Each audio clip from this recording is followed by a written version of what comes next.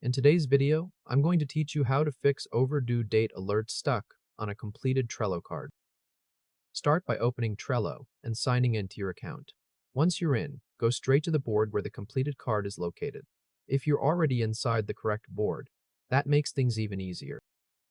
Now open the card that still shows the overdue alert, even though it's already supposed to be completed. When the card window opens, look for the due date section.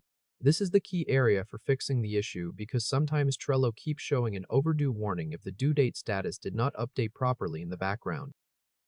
Click the calendar icon in the due date area, then choose a new date in the future. The reason for this step is to force Trello to refresh the due date status on that card. After selecting the future date, click Save so the change is applied properly. Once that is done, go back to the same due date section and click Mark Complete. This tells Trello that the card has been finished with the updated due date settings in place. In many cases, this immediately clears the overdue alert. Now take a moment to confirm the result.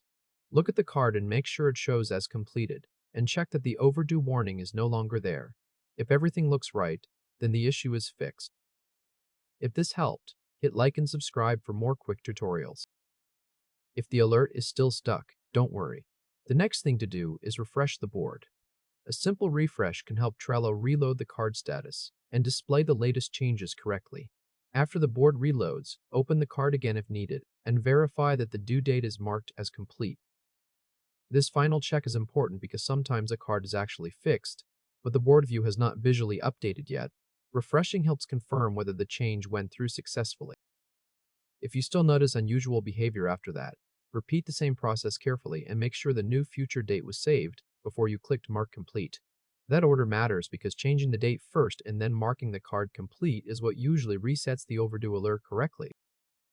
At this point, your card should now show the due date as completed without the overdue warning being stuck on it. That means the board is displaying the card status the way it should. And that's it. You've successfully fixed an overdue date alert stuck on a completed Trello card.